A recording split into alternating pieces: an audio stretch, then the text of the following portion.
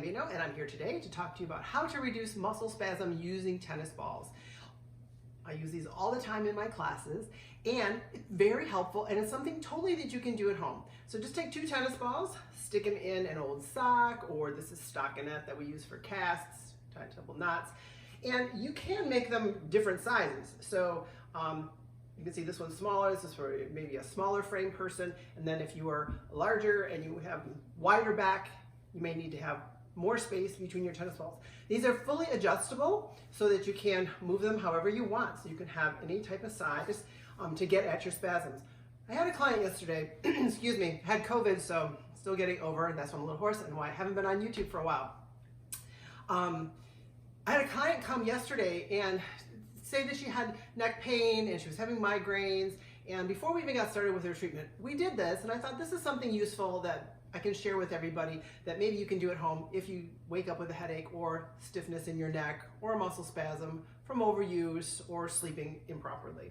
So grab your tennis balls, and what you're going to do is basically put pressure on the muscles to try and get them to relax. It's a very similar technique that we use when we're using the foam roller as when we use the tennis balls. It's just more point specific, meaning you can get into smaller areas and work on muscles really targeted into that area to get the trigger point, which is an area of spasm in the muscle, to relax.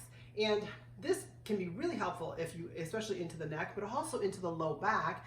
And of course, you've all seen tennis balls used to relieve pressure in your feet and pain from plantar fasciitis and that kind of thing too. So today I'm just going to show you 2 different ways to use this in the neck and in the low back. So first, you're going to put those tennis balls nice and close together. You're going to come to lay on your back, and we're going to put the tennis balls right at the base of the head. Make sure you keep your knees bent, or if you'd like to relax your legs, put them over a foam roller so that you keep your back in a nice neutral position. Now, the tennis balls, of course, want to roll.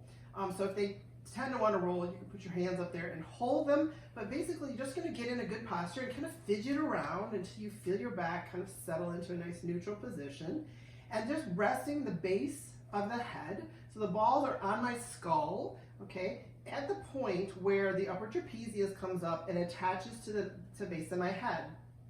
If you've ever had a massage and you've had someone cradle your head with their fingertips on that line on the back of your skull, this is a very similar technique. And you're going to let the chin kind of drop in just a little bit and just breathe.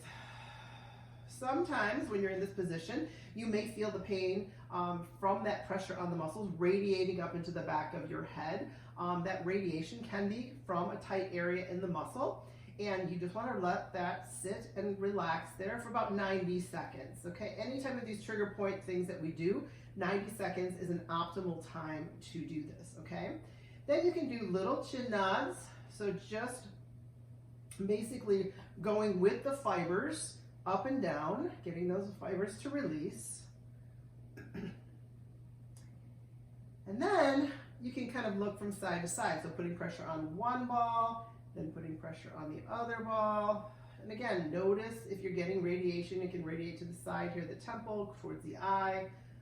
All those areas are areas of referred pain from tightnesses in these muscles. Okay. Then we're going to move the tennis balls. We're going to take them a little bit wider and put them right into our upper trapezius muscles. So where is the upper trapezius? And then you're going to want to put something under your head so that you're not hanging back with your chin higher than your forehead. So you might need a little block or something just to level yourself out. Okay. Now, where's the upper trapezius? Right where someone would put their hands on your shoulders and where their thumbs would rest to give you a massage. Okay? You know if you're in the right position, you kind of got to fiddle around, kind of wedged in there, is if you raise your arms up and you can feel increased pressure under your shoulders on the balls. Okay? You'll know if you're in the right spot. Typically too, if those are tight, you'll be like, that's the spot. Okay? You can feel that. And then just lift your arms up. And all you're going to do is some nice little shoulder shrug circles to strum those muscle fibers. These fibers in this area run horizontal, okay? And by doing this little shoulder shrug circle, we're strumming those fibers kind of like a guitar string. And it's going to help to kind of loosen that area up. Feels really good, especially if you're tight. And then you're gonna just go open and close like you're hugging a giant tree. Okay, just opening and closing the arms, getting the fibers that run longitudinally. Okay. So by doing this, the fibers lay on top of the trapezius that run up and down the back. By doing this open and close, we're going to strum those fibers this way. So it's about finding the fiber direction and cross fibering that, or cross massaging that area. Okay. Now you can keep moving these down through between your scapulas. Just watch the head. If the head starts hanging back, prop up a little bit more in this position with the balls right between my scapulas. I need a little bit extra height underneath my head to lift me up so my head is in line with my spine. Okay, so same principles apply to using this in your low back. Okay, at that point then you're going to take these balls and make them a little bit farther apart so that you have some space there, because the back is a little bit wider than the neck. All right, and then what you're going to do is find your bottom rib, go right below that bottom rib. You're going to start at the upper part of the lumbar spine and work your way down. The balls should be right on the muscle belly. All right, so you don't want to feel it way out on your waist, and you don't want to feel it right on the center of the spine. You're on each side of the spine. All right, and you're just going to put your body weight on top of those balls. Just take a few breaths. And of course, you're going to be taking your time with this for the video. Of course, I'm kind of speeding through it. And then you're going to do some pelvic tucks, meaning you're going to tuck your back into the balls, kind of get some pressure, and then relax. All right, so I'm lifting my tailbone and placing it back down. Lifting the tailbone, placing it back down. Think of this like a sponge. We're putting pressure on the sponge, and then we're relaxing. A little bit of pressure as we tilt back, and a release as you let the tailbone come back down. Okay, then you're going to move it down a couple inches. Same thing. You'll feel like you're laying over balls. Okay, so you'll be kind of like you're laying over a hill, and then you'll do those pelvic tucks. Now, once you get down into this low back region, the higher one not so comfortable to do because it's closer to the ribs, but once you get down into the lumbar spine area, then you can lift the tailbone up and then strum the fibers by shifting from side to side. Okay, so you're just going to let your pelvis go one way and then let go the other after you've done your little tucks. And then place it back down and move it down. Then right above the pelvic crests, so right where you can put your hands on your waist and feel those bones there, it's right above that. And you're going to do the same thing, little pressure in. So we're going down the whole length of the lumbar spine. So if your back is bothering you, this is a nice gentle way to get in there and get those muscle spasms. See if you can get them to release.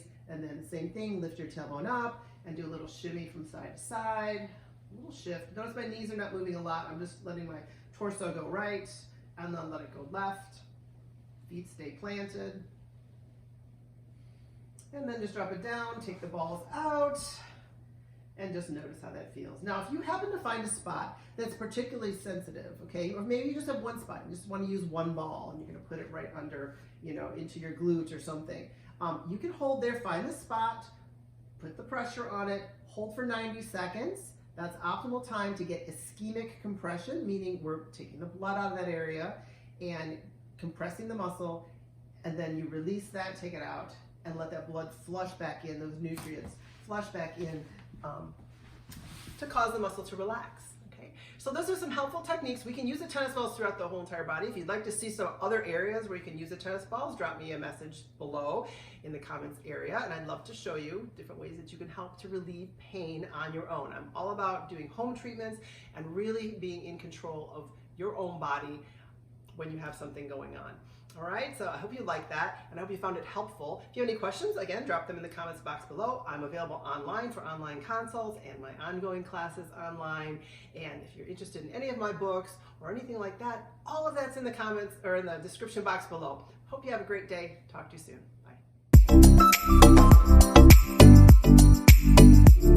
Bye.